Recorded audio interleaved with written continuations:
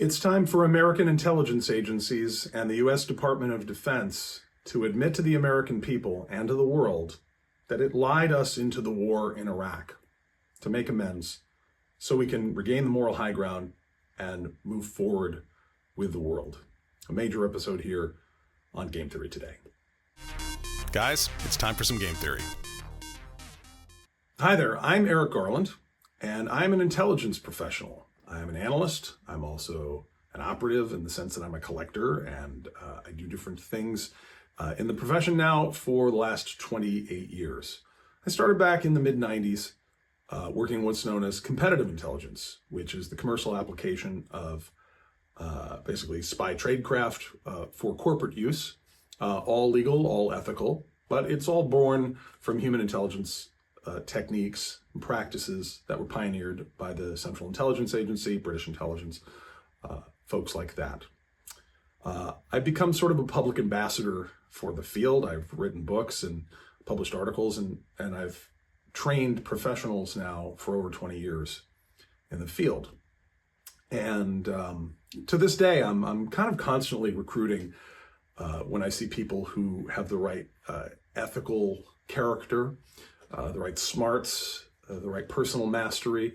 I think they'd be, a net positive to society if they use those talents to collect information for our national security. And that can be in competitive intelligence still, commercial applications for these things, or it can be straight in for the government. And I enjoy this. I like finding good people and telling them how to do something positive with their life. Now, it can be a hard sell sometimes with what's happened in the past few decades to tell people that working for a spy service, essentially, is a net positive for society. For one thing, it's really hard to account for. A lot of what you do in the intelligence services is you prevent bad things from happening. And if you do your job really well, nobody even knew that the thing might happen, and they don't know when you have acted to stop it from happening. So really, you don't get to take a victory lap there. And ideally, nobody even knows what you're talking about. The file gets closed and sealed up and put in a warehouse somewhere where no one will read it, ideally, for a long time. And if you fail, you probably can't discuss why you failed either, because that might be a damage to the institution or to the people themselves, or it might just cause emotional strain in folks. It might not have any real value on how to fix what went wrong, because you might have to expose the practices or the people involved. So on both sides, whether you're doing your job well or you're doing it very poorly, it's hard to talk to the public about this sort of thing. And there's another aspect being American, in that the American culture, being a spy is actually, on the whole, for the totality of our history, been generally a negative thing. You can go back to the founding of the CIA following World War II. President Harry Truman didn't want a peacetime intelligence service doing clandestine stuff. It was his vice president, Alvin Barkley, among others, who convinced him by showing him what the Soviets were up to and what other antagonists around the world were up to in terms of covert action that really didn't stop after World War II, that we needed a clandestine service, even in peacetime. And that was the beginnings of the Cold War. But if you go back all the way to the time of the Revolutionary War, you may know the story of Nathan Hale, who famously said, "I regret that I only have one life to give my country." George Washington was having trouble finding anybody willing to go be a spy behind enemy lines for the British, because to be a spy was to be inherently dishonorable, to lack gentlemanly character. So this is a very necessary service, of course, so much so that we now have full-time clandestine services in every major country, including the United States. But we're not China, we're not France, we're not Britain. They had espionage, which is a French word, of course. They had espionage at the heart of their institutional cultures.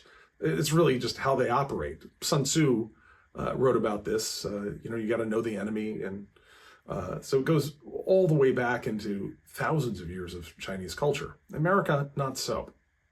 But of course, our first presidents were big time users of spy products whenever they could get them out of different intelligence operatives that they put into the field. Ben Franklin was a wily old cat. So was John Adams. So was Alexander Hamilton. Thomas Jefferson learned a lot about espionage from the French. And George Washington may have been our number one counterintelligence president ever. He knew that we were a weak new country and that foreign agents would be all over us.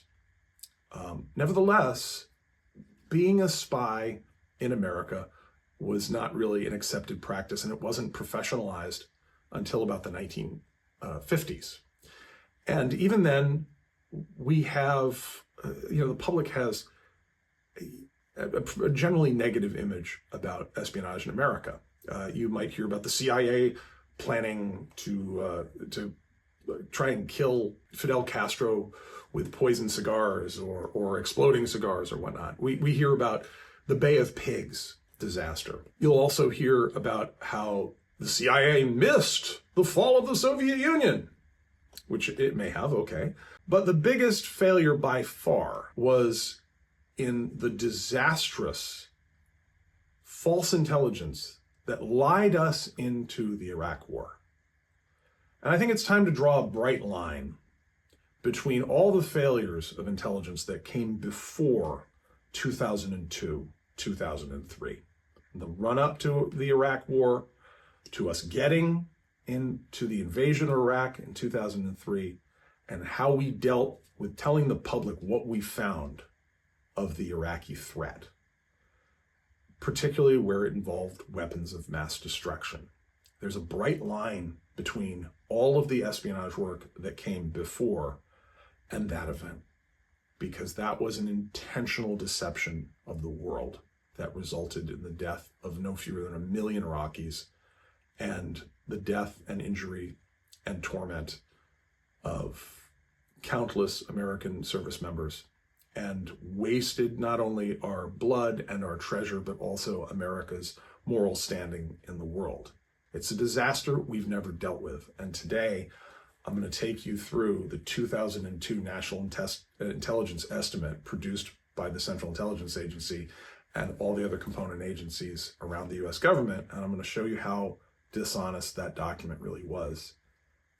And I was thinking about doing a video about recruiting new personnel. There's a lot of people interested in serving their country and doing it for intellectual work.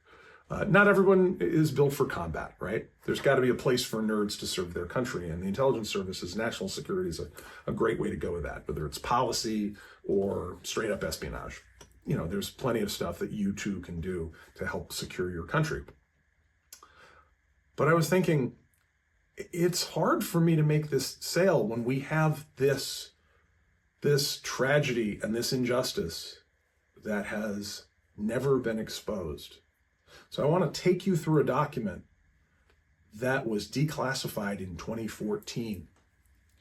And it's the October 2002 National Intelligence Estimate about Iraq's weapons of mass destruction program. We're going to go through it line by line, and it's going to be apparent to you, even if you're not an intelligence professional, that what we were told in the news and what we were told by politicians and think tanks and talking heads about why we needed to not invade Afghanistan. There were plenty of good reasons to clean that regime out.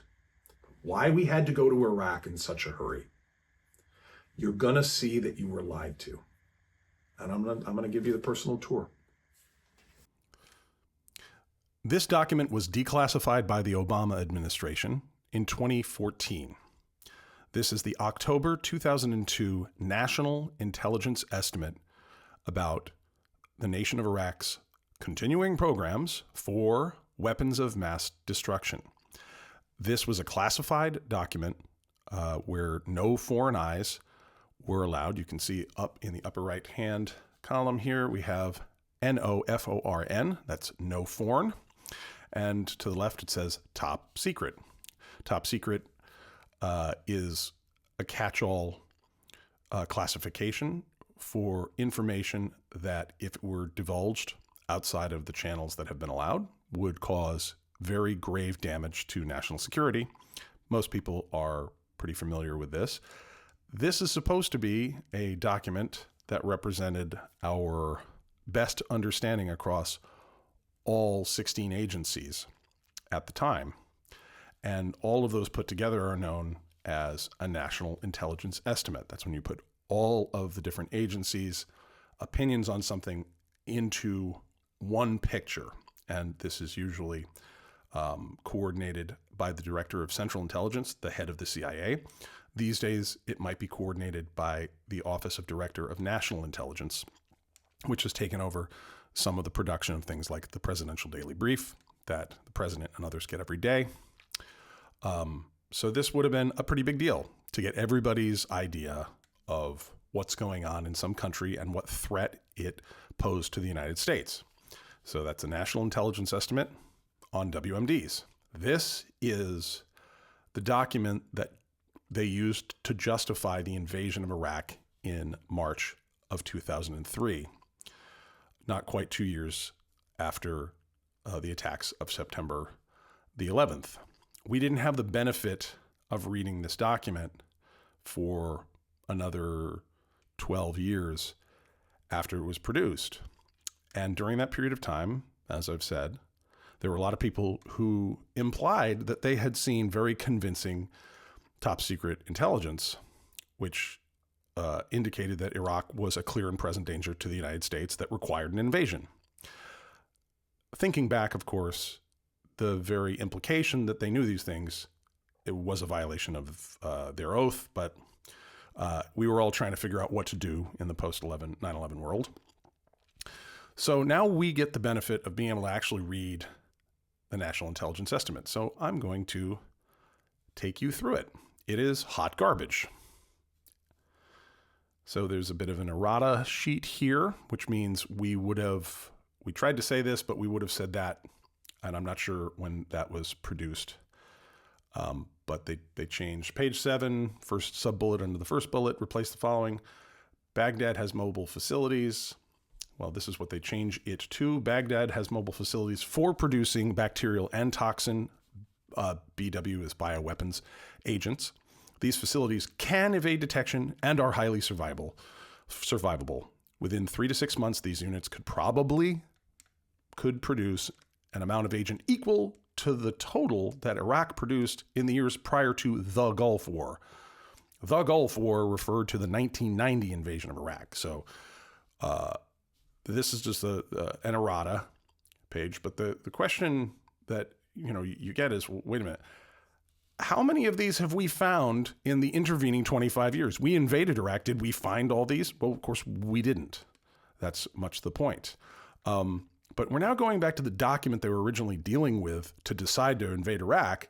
And they're like, yeah, well, we think they might, in a few months, have as much as they used to have in the 80s, but they never hit us in the 80s.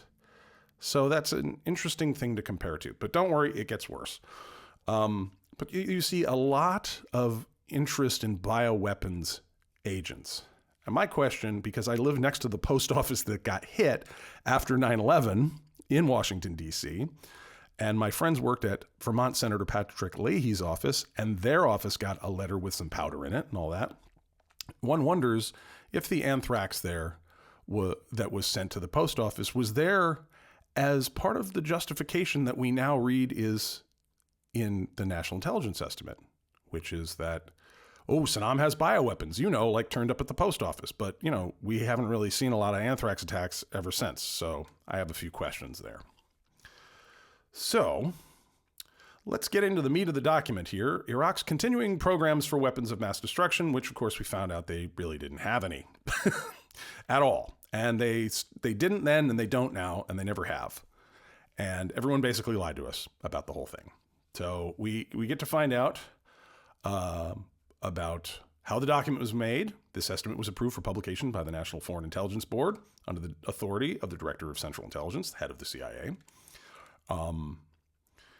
It was prepared by certain sub-offices there, the National Intelligence Officer, NIO, for strategic and nuclear programs. Generally, we're looking at like Russia, China, maybe Iran, Israel, the National Intelligence Officer for Near East and South Asia, where Iraq would have fit, science and technology, and conventional military issues.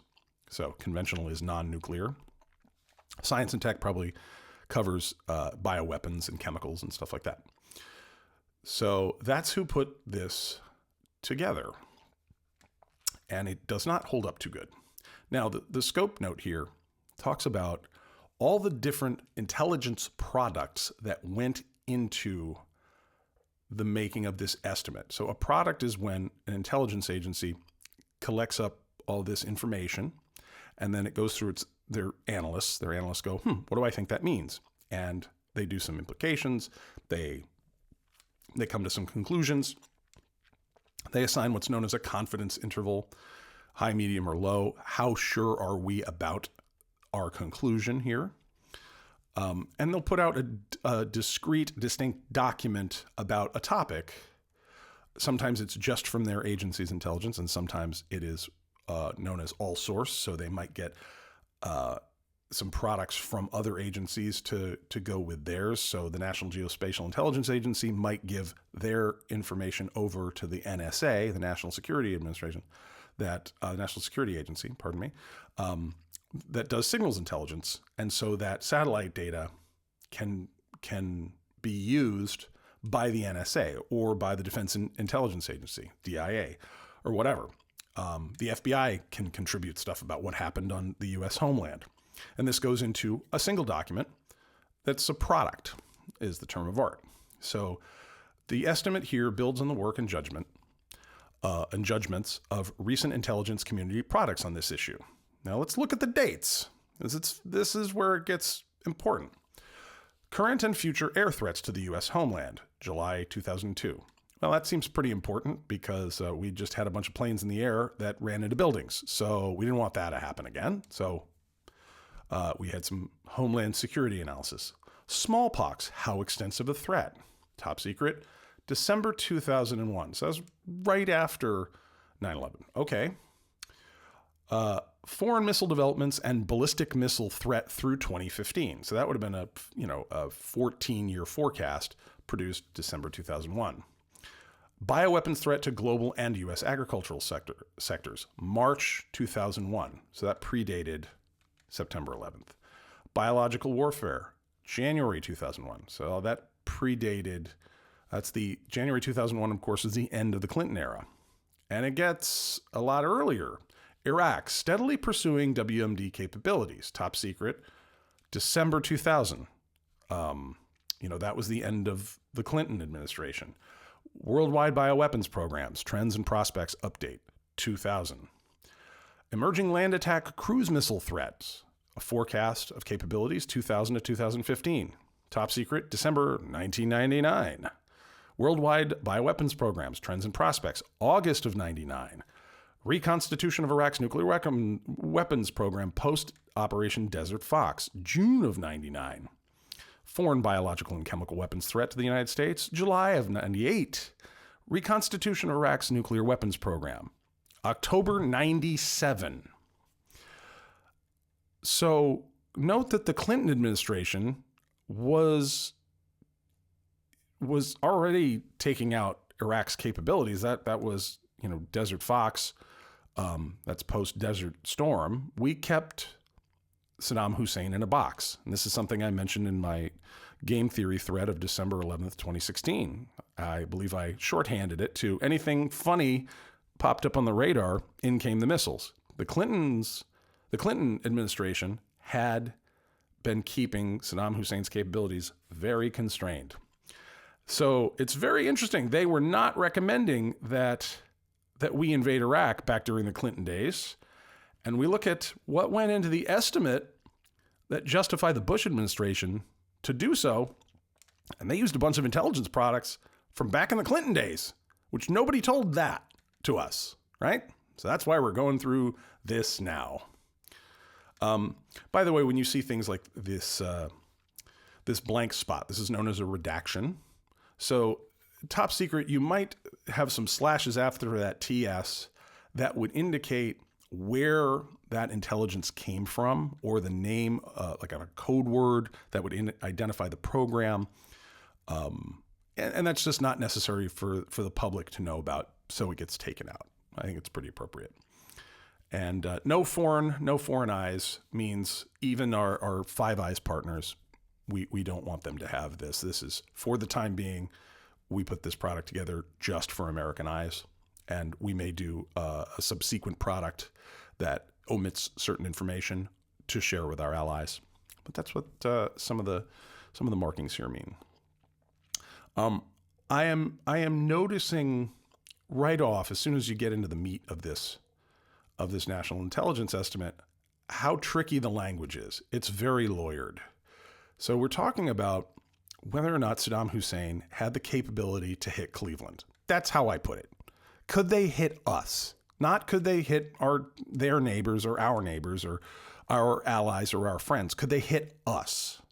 Because that's what we were being told after September 11th. These planes hit the towers, and they're like, Condoleezza Rice comes out and says, we don't want the smoking gun to be a mushroom cloud. So can they hit us? And the documents that they used to justify it to themselves, that they then went out to the public and said, oh yeah, they're a threat. They used very specific language that allowed them wiggle room, such as limited information, Saddam's pursuit of nuclear weapons, limited information, and Iraqi denial and deception. Basically, they're like, well, he must have weapons because he won't tell us everything about his weapons programs. Not telling you about something is not the same thing as having a big capacity to do something. I also would deny having a nuclear weapons capability here at my house. It doesn't mean I have one, but if I got in the habit, if people ask me a direct question, Eric, do you have a desire to make nuclear weapons at home? I would deny it. I would say, no, I don't, and I don't have the capacity to do so. Continually denying something does not mean it's happening, and it doesn't mean you're all that sensitive about it. Now, Saddam was a bad guy, so of course he wanted to play that game, and it probably suited him for people to think he might want a nuke or he might get one, because that was his job. He was a middleman, and he was playing all sides against the middle. And he helped out the United States sometimes. He helped out the Soviets sometimes. He'd been on CIA payroll for decades. He was kind of a dodgy guy. So anyhow, limited information and Iraqi denial and deception. So the best intelligence services on earth got us into that war because they didn't know enough. That's a justification for doing more espionage, not for invading a country and owning it for 20 years. We also get told about reconstitution efforts, that he's trying to get back to what he was in the 80s, which is he was never nuclear capable, and his chemical weapons, which he did employ against Iran, he couldn't have hit Cleveland. So too with biological warfare. We were to believe after the hits on the post office and Senator Leahy's office that there's all these biological warfare programs, and they could be delivered a number of ways. And that's evident. They're trying to push that claim in this document as well. But it's a hell of a long way from Cleveland. And then the Iraqi ballistic missile program, rising from the ashes. Well, okay, so you admit it had been destroyed and turned into ashes. And the last page there, non-missile weapons of mass destruction threats. Like, we were to believe because we all saw planes hit the towers in lower Manhattan and the Pentagon, the actual Pentagon, which was very alarming. I was in Washington, D.C., up the street from the Pentagon that day. I drove by the hole in the Pentagon the next day. It was pretty alarming, guys. But we were to believe because of what we saw on television that the Iraqis could hit us with a missile. And that was just a lie. So the latter pages in the National Intelligence Estimate, doctrine and WDM use, continued restraint today, ? Saddam's decision-making on weapons of mass destruction use, covert acts. They're not making any definitive statements. So even when this was classified, if you got to look at it, this is what it would have said. It would have said, he might. That's not the same. That's not what they told us. They told us, oh, he's got it. He's a mad dog. He's going to use it. We have to invade this place. And then my favorite bit here, the Iraqi Special Forces and Intelligence Service, which doesn't really exist. Didn't then, doesn't now. Like no one really cared.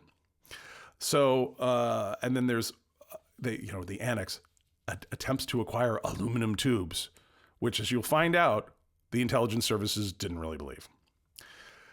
So it just kind of gets depressing from here, since people actually got on troop transports and invaded this country, and 1 million Iraqis died, and a lot of people got PTSD and died and had their legs blown off, and just wasn't very good.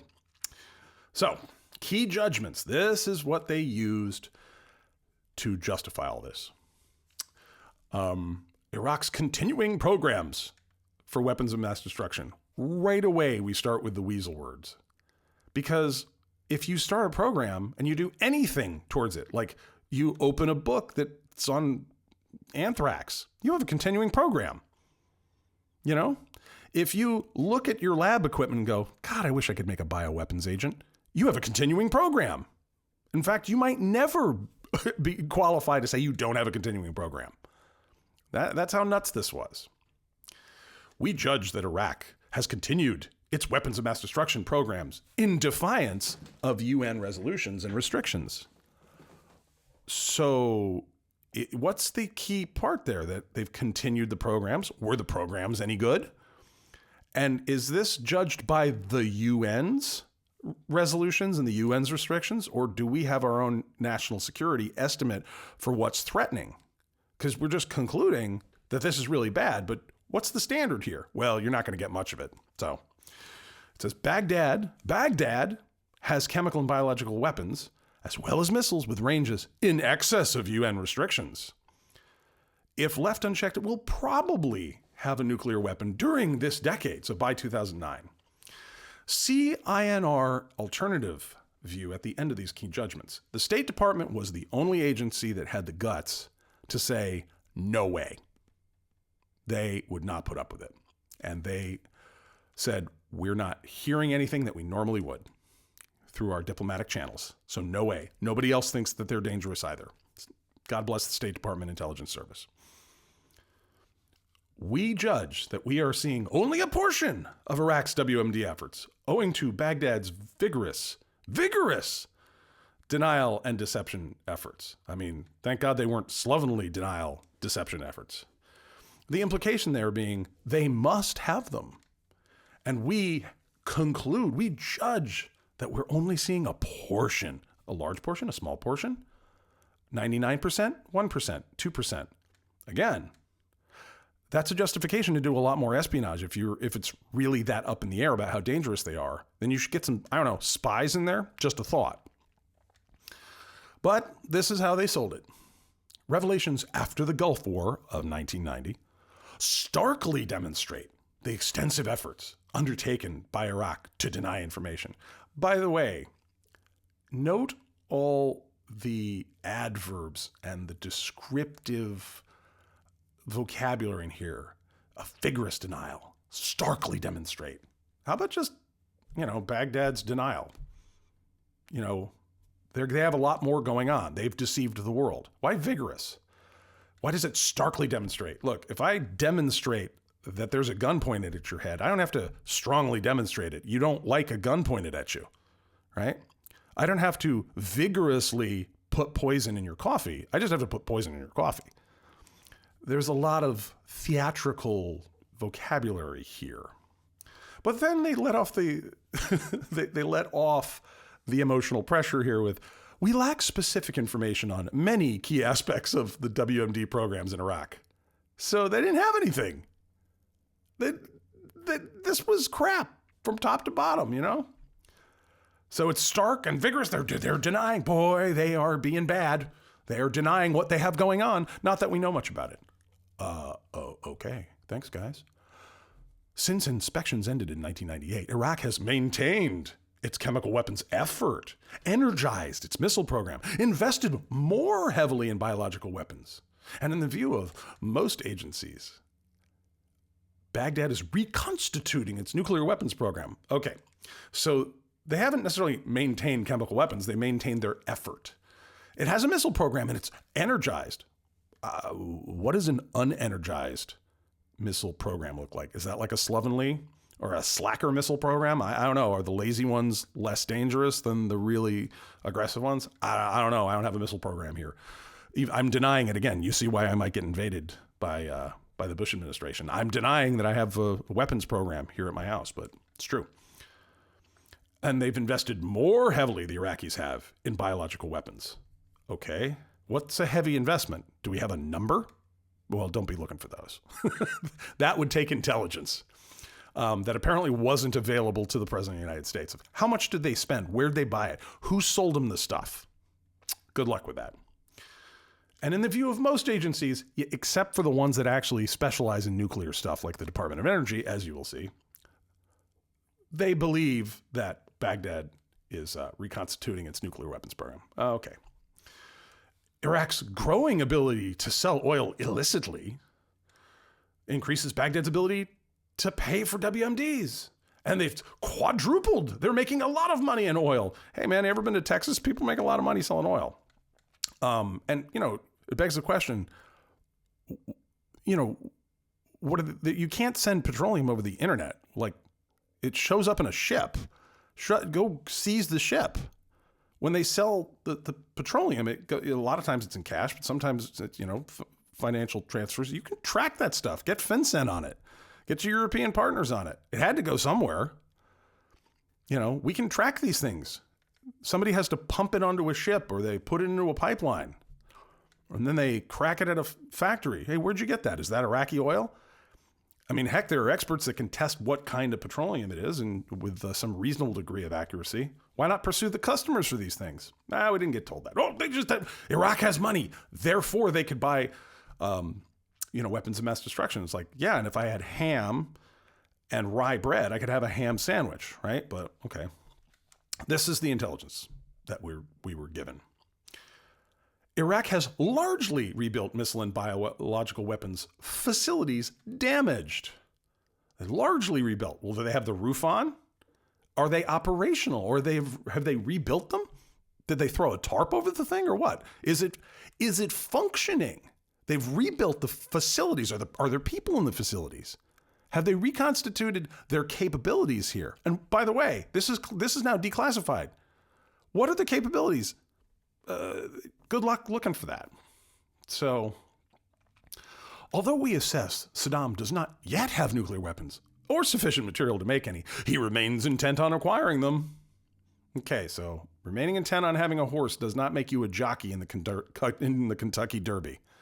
There's a lot here about Saddam Hussein wants something.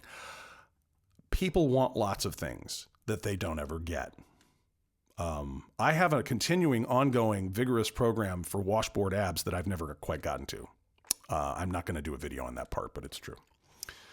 Then we get into a lot of conditional tense sentences here on if Baghdad could do this, then it might do this, which is not the same thing as going, they're going to hit Cleveland.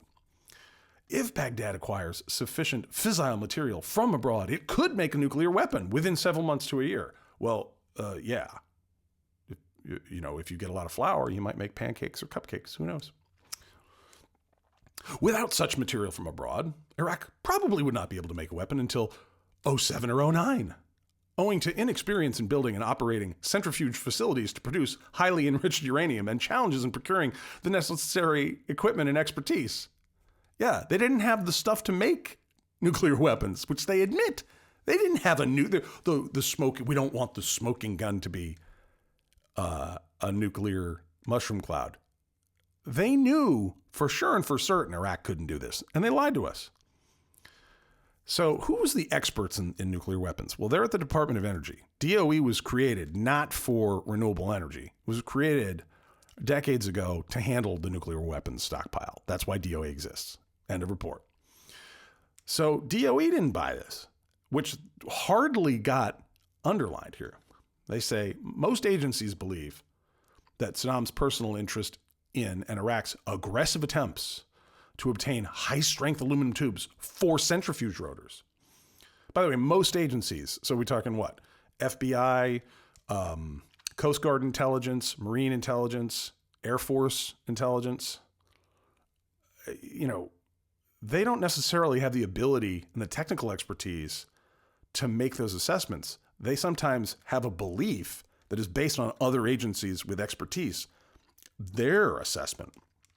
The National Geospatial Intelligence Agency has to rely on the NSA for signals intelligence, for something that you pick up off, a radar or, telemetry off a missile or, communications on a phone or a fax machine. That comes from NSA. It doesn't come from NGA. So NGA has to listen to NSA. NSA has to believe, as far as satellite imagery is concerned and other geospatial intelligence, what NGA believes.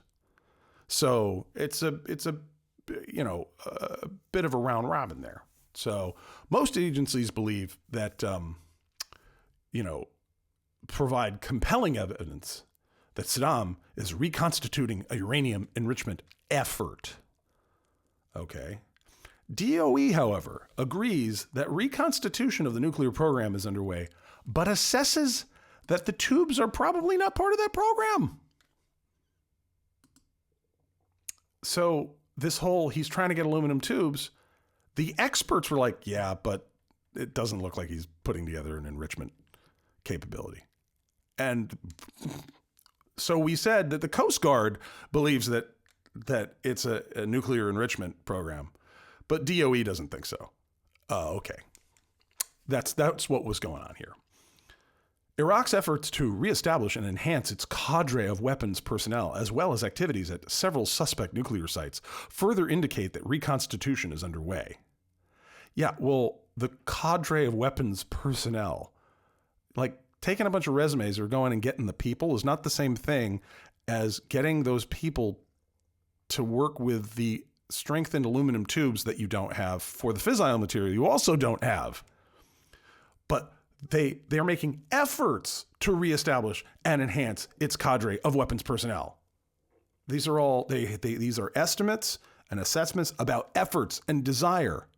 Nobody is saying these guys are showing up at a building that currently works. They're going in the building, they're doing the thing, they're coming out with a bunch of fissile material that they're going to put in a rocket that will get to Akron, Ohio. They never believed it. They didn't even try to bullshit us. They didn't believe it. So, yeah, getting on monster.com or LinkedIn is not the same thing as having a real program.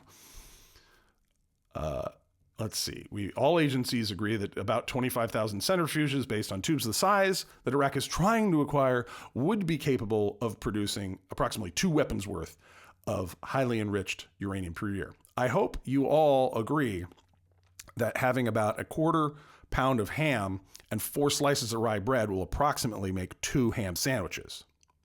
But who cares that you agree on that? It's kind of facile. It doesn't really matter. Certainly not a reason to get your leg blown off in Tikrit or Basra. Just a thought. In a much less likely scenario, Baghdad could make enough fissile material. So why are we doing very less likely scenarios here? We're talking about invading. Okay. We assess that Baghdad has begun renewed production of mustard sarin, cyclosarin, and VX nerve gases, but its capability is probably more limited now than it was at the time of the Gulf War. Oh, okay. Like, they have less than what they hit Iran with when we were paying the Iraqis to gas Iran. There was a break in the Iraqi defenses, and we tipped off the Iraqis that they were about to be invaded more heavily, and they deployed these nerve agents. We didn't tell them to nerve gas them, but we knew they had nerve gas, and we told them that they were going to be in trouble if they didn't do something pretty intense. The Iraqis went ahead and did it. It's kind of left out of this report. It's kind of important, don't you think? And they're saying it has begun renewed production, although it's not. In other words, they ain't even where they were in 1985. They might be trying to get back there.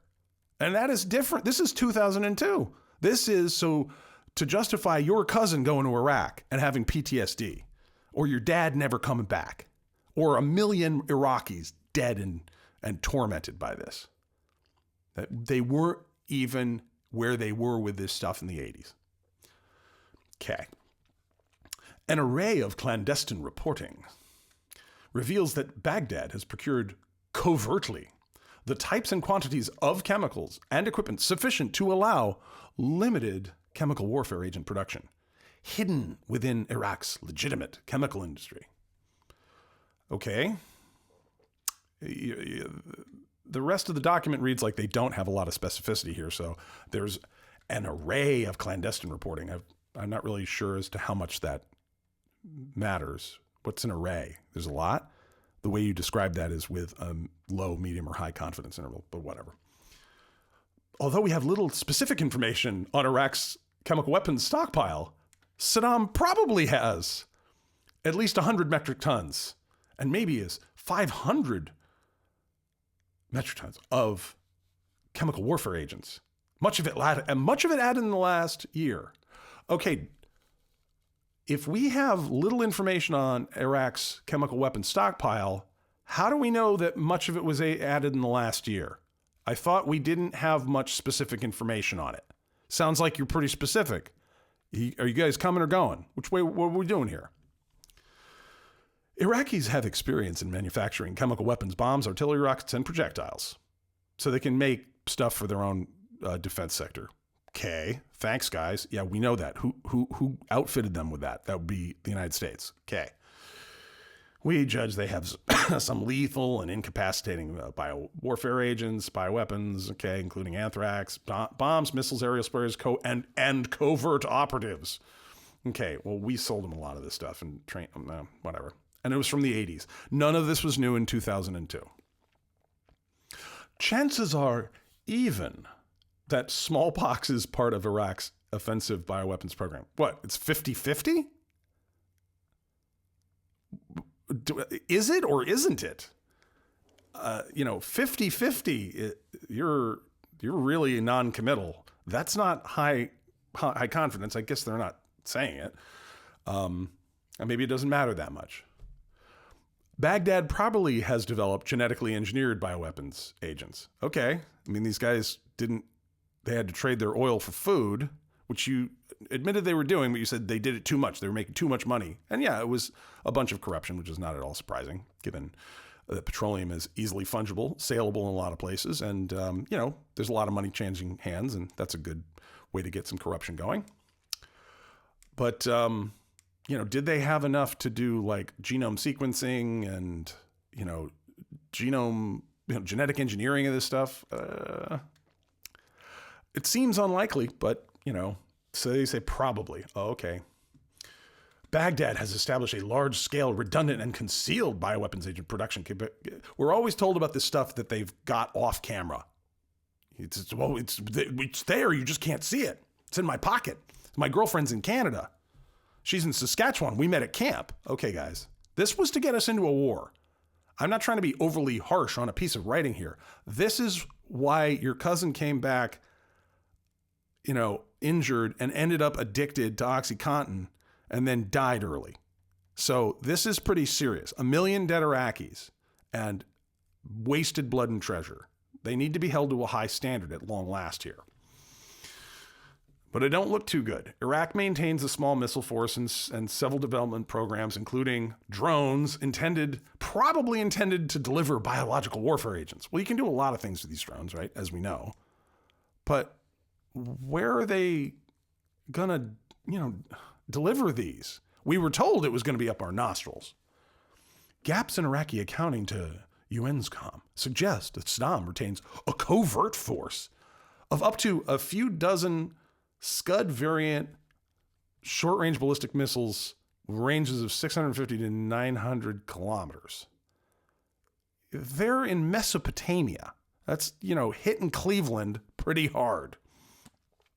They're deploying their new Al-Samud and Ababil 100 ballistic missiles, capable of flying beyond 150 kilometers, as far as 300 kilometers, which I checked the map is still not near Columbia, South Carolina, for those interested.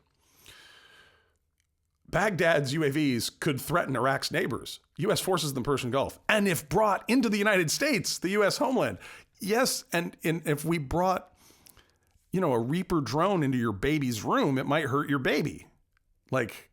If we put an Apache helicopter in your nursery, it could threaten your kids.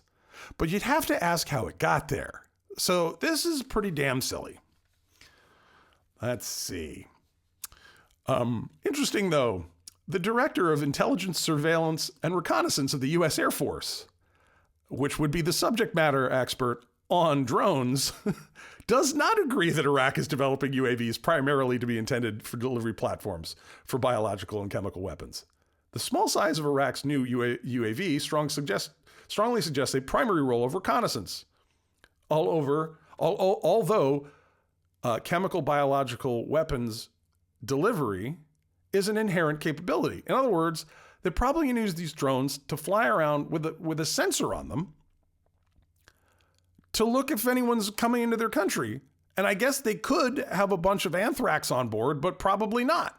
And the guy who thought that was the director of Air Force Intelligence, Surveillance, and Reconnaissance, which specializes in aircraft-based intelligence, surveillance, and reconnaissance. In other words, he's probably the biggest expert on the planet. And he's like, nah, that's not what they got. Yet, the National Intelligence Estimate states it like it's fact. When the guy who actually knows about the aluminum tubes is like, nah, that's probably not what it's for. And the guy that's in charge of drone capabilities analysis is like, no, it's probably not what that is. But they sat there. They not only lied to our faces, they couldn't even convincingly lie in the document. It's pretty sad. We have low confidence in our ability to assess when Saddam would use weapons of mass destruction. We were told that he wanted to hit Santa Barbara, California that week. That's what we were being told. We had to go to war. But they're like, yeah, we're not really sure when he would do this. Saddam could decide to use chemical and biological warfare preemptively against people in an attempt to disrupt U.S. war preparations and undermine. Well, in other words, he might hit us with chemical and biological warfare if we attack him. Yeah, countries tend to do that. They tend to try and hit people that are threatening their countries. It's called national security. I mean, I'm not a Saddam Hussein fan, but you can't, I guess if he were attacked, he might counterattack with whatever he had. Well, that seems pretty likely, but you're saying that's the reason he might do it? Because he might get attacked? Then maybe don't attack him. I don't know. You're making it sound like there's a peaceful option there. That wasn't highlighted for us in the corporate news. No. But they go on with the fan fiction here. Saddam might use chemical and biological warfare after an initial advance into Iraqi territory. But early use of WMDs could foreclose diplomatic options for stalling the U.S. advance. As in, if we invade, he might hit us with that stuff, though he might not because it would really piss us off. Which is correct, right? And he probably would use chemical and biological weapons when he perceived he had irretrievably lost control of the military security situation, but we're unlikely to know when he reaches that point. Like, now we're crawling in one dude's head. Like, we judge that he'd be more likely to use chemical weapons than Like, can they hit us? No, they couldn't. He's historically maintained tight control over the use of, but he could in specific Well, for now, they appear to be drawing a line short of conducting terrorist attacks against the United States, fearing that exposure of Iraqi involvement would provide Washington stronger cause for making war. Well, I thought you were saying that they wanted to do that. Now you're saying they don't want to do that? Because it would piss us off and we'd invade them. Right. Makes sense, actually. It's almost like he's a rational actor who was on our payroll for 3 decades and a pretty smart guy who spoke great English. Huh. Well, it sounds like they knew the guy. Holy shit. Iraq would probably attempt clandestine attacks against the U.S. homeland if Baghdad feared an attack. Okay, in other words, the only reason that he would attack us if we attacked him? That's a lot of countries. I mean, I think Denmark would probably leave us alone if we didn't try and invade Copenhagen. I'll bet if we tried to invade Copenhagen, they'd be pissed. And they'd probably attack us back. Don't you think the Danish people would be pretty angry with their government if the United States attacked Copenhagen and they didn't chuck a snowball at us, throw a bunch of Legos underfoot while we're barefoot, whatever weapons they have, hit us in the head with an axe, Viking style, old school?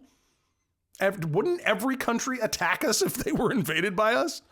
Unbelievable. Such attacks, more likely with biological and chemical agents, probably would be carried out by special forces or intelligence operatives. I'll give you a shiny nickel for everybody who knows about the Iraqi intelligence service. They were not particularly famous then or now. They were known as the Mukhabarat, by the way. And it would have been Directorate 9, though they don't include any details about them. The Iraqi Intelligence Service, IIS. This is the first and last time you will ever hear about these guys, so pay attention, kiddos. Probably has been directed to conduct clandestine attacks. So spies have probably been directed to do covert shit. No kidding. Really. Wow. How do you guys do it? This is unbelievable. I'm so impressed. Against U.S. and allied interests in the Middle East in the event the U.S. takes action against Iraq. So in other words, if we attack them, they might send their spies at us. Wow, thanks guys. Yeah, we totally need to be there for 20 years for that. Okay. The IIS probably would be the primary means by which Iraq would attempt to conduct any biological weapons attacks and chemical weapons attacks on the U.S. homeland. Though we have no specific intelligence that Saddam's regime has directed attacks against the U.S. territory. Wait a minute, so you're saying they're spies? You had no intelligence that their spies were planning on attacking us, because that's what you would do. You either have an aircraft carrier that gets close to us and then launches planes or whatever. You have missiles, which they didn't have either, that you send at us from over there, and they swoop in and they hit Rutland, Vermont. Or you have your spies go around and like do a terrorist attack, and they're saying, yeah, that they didn't really have a terrorist attack plan through their spies, which I guess means they didn't have a plan to attack us with chemical or biological weapons. You see what these guys did? They told us that they knew that nasty old Saddam Hussein, he wanted this stuff. However, he didn't do any of the things that would indicate that he really wanted it, like telling his spies to figure out how to put chemical weapons at a mall in Tulsa, Oklahoma. He didn't even tell his spooks to think about it. And this is what we get. Okay. Now, this is where we go into complete nonsense land. Saddam, if sufficiently desperate, might decide that only an organization such as Al-Qaeda, with worldwide reach and extensive terrorist infrastructure and already engaged in a life-or-death struggle against the U.S., could perpetrate this type of terrorist attack. Okay, so he didn't tell his own spies that he actually trusts and controls with a directorate that looks over all the other directorates and tortures them if they step out of line. He didn't tell them to plan, but you know what he might do? He might give his precious chemical and biological weapons to his sworn enemies, Al-Qaeda, because the whole reason that we paid him in the first place is because he hated the religious nuts. He was trustworthy. He's a guy that could work with, I don't know, you've all seen the picture of him, of Saddam Hussein shaking hands with Donald Rumsfeld because they got along. Because Hussein was a guy we could work with. He was not a lunatic. He was not nice, but he was trustworthy. So here they're like, he didn't tell his own spies to commit any terrorist attacks against us, even though that's the kind of thing they would do. But you know what he might do? Maybe he might work with his sworn enemies and give them weapons that they would almost certainly turn around and kill him with because they think of him as apostate, because Al-Qaeda hated Saddam Hussein too, just like they didn't like Bashar al-Assad or any of those dudes. And our Central Intelligence Agency under George Tenet had the temerity to suggest that these guys who wouldn't tell their own spies to make a plan like that would tell their sworn enemies, here, have a bunch of biological weapons that you want to use on me right now. In fact, they care about Iraq way more than Cleveland because it's part of the Ummah. It is part of the holy land of the Muslim faith. This is their backyard. They hate Saddam Hussein. Saddam Hussein, we were supposed to believe, would have given them chemical weapons to nerve gas him, and that they would instead go hit a guitar store in Cherry Hill, New Jersey. Okay, guys, fine.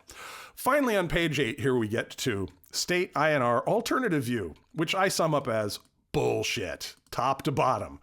I've worked with the guys in INR. They're probably the hardest working and least known intelligence service in America. And I have total respect for these guys because they're like, the activities we have detected do not, however, add up to a compelling case that Iraq is pursuing an integrated and comprehensive approach, next page, to acquire nuclear weapons. It might be, but INR considers the available evidence inadequate to support such a judgment. Lacking persuasive evidence that Baghdad has launched a coherent effort to reconstitute its nuclear weapons program, INR is unwilling to speculate such an effort began soon after the departure of UN inspectors, or to project a timeline for the completion of activities it does not now see happening. As a result, state intelligence is unable to predict when Iraq could acquire a nuclear device or a weapon. State Department INR collects intelligence through diplomatic communications. In other words, what our friends are saying, what our enemies are saying, what our adversaries are saying, and what other interested parties are saying, because they have meetings with people, they monitor communications, and they file reports. They don't have the capabilities of the NSA or the NGA. That's why we have an NSA and an NGA. They have their thing, though. And nobody was telling their diplomats that they were afraid the Iraqis could hit somebody. And they were the only agency that had the guts to point it out. And as far as the aluminum tubes issue goes, they stuck with DOE on this. INR is not persuaded that the tubes in question are intended for use as centrifuge rotors. INR accepts the judgment of technical experts at the DOE who've concluded that the tubes that Iraq seeks to acquire are poorly suited for use in gas centrifuges to be used for uranium enrichment, and finds unpersuasive the arguments advanced by others to make the case that they are intended for that purpose. They're probably there for artillery. Oh, okay. Makes sense. So, confidence levels for selected key judgments in this estimate. Bottom line, nobody assessed that Iraq could hit America. Even in the classified document, nobody said so. And they lied to us that they had said so. They said, oh, no. We've seen incredible intelligence. Oh, it's really threatening. We have to go right now, guys. Can't wait. Gotta go. March 2003. High confidence means fire a missile. We're ready. You don't need to know anything else. We are absolutely certain. But what were they certain of here? It's continuing, and in some areas, expanding its chemical, biological, nuclear, and missile programs, contrary to UN resolutions. Okay. Are they doing it generally, though? And is this expansion a threat? They're not saying that. They're just saying it's expanding contrary to UN resolutions. Okay. Another high confidence estimate. That means it's the most sure they can be. Multiple agencies usually involved. They know for certain. Mr. President, fire a missile. We are not detecting portions of these weapons programs. They assess with high confidence that they don't know everything. That's all of intelligence. All of intelligence is that you don't know everything you need to know. And if you did, you'd be wrong on some of it. You'd be interpreting it incorrectly. All intelligence is wrong. I've been doing it for almost 30 years. Every single intelligence product is wrong. The question is, how is it wrong? And is it useful? Did it help you understand something? Did you make a better decision because of it? That's it. All intelligence is incomplete. There's always something we don't know about somebody's weapons program. We don't know how many staples are left in the stapler on the guy's desk. So that is not an important statement, but it's interesting to see that they used it as part of the high confidence interval statements to make, the assessments. Iraq possesses proscribed chemical and biological weapons and missiles. Since the 80s, got it. Iraq could make a nuclear weapon in months to a year once it has ham and rye bread to make a sandwich. Got it. Moderate confidence. Iraq does not yet have a nuclear weapon or sufficient, but is likely to have one by 2007 or 9. If it gets the stuff that it doesn't have, which we have no idea when they might get it. That's moderate confidence. Low confidence. When he might use them, when he would engage in clandestine. Yeah, I guess we don't know. That's not low confidence. That's no confidence. They have no idea.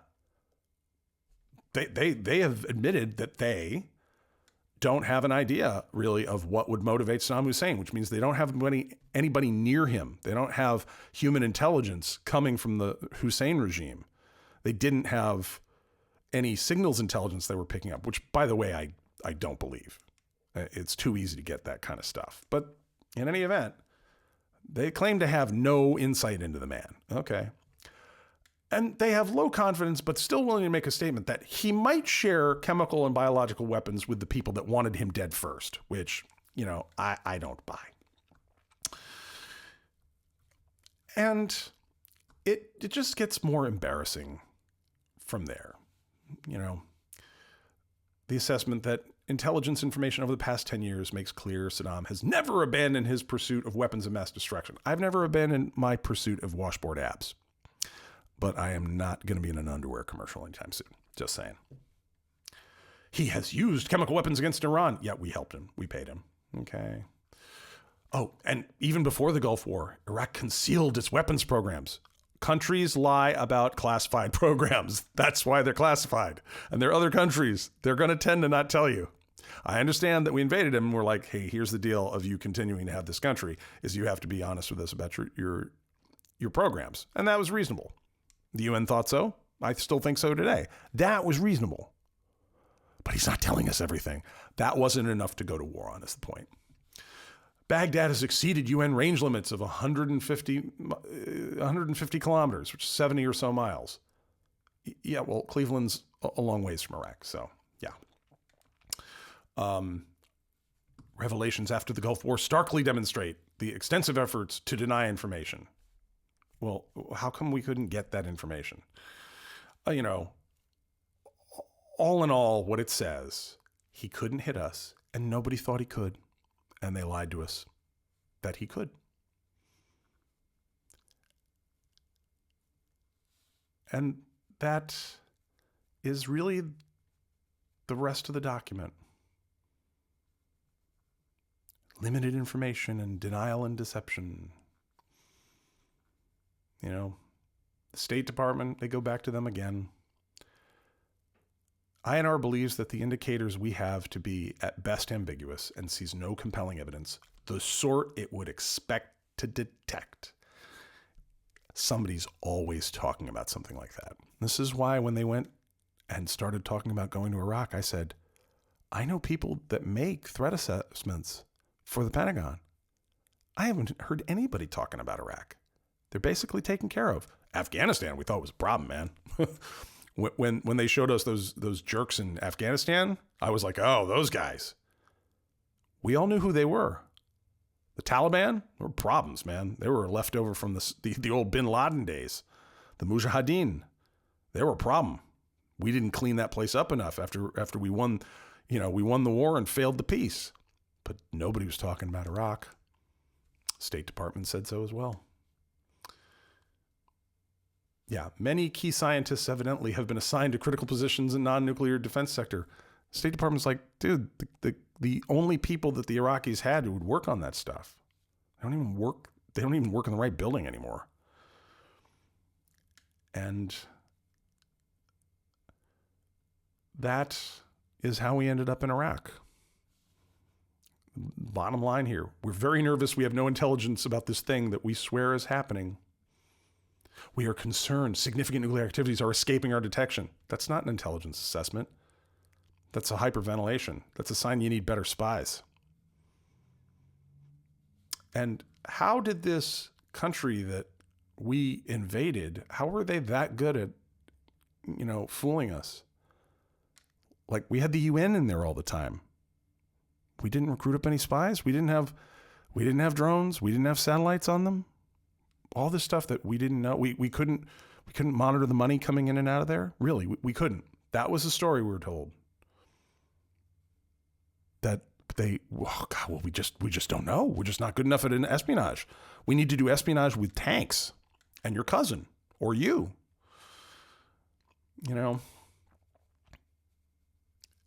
The logic gets tortured. We noted the absence of inspections would give Iraq a greater opportunity to conduct covert R&D. Yeah, if you stop inspecting something, I guess it's covert. You're doing it without anybody looking. I mean, Saddam was personally interested in the procurement of aluminum tubes. Well, what, did he date aluminum tubes in high school and he has a thing for them? Like he's got a thing for redheads or something? Like, that's it, folks. If you wanted to see behind the curtain of how we ended up in Iraq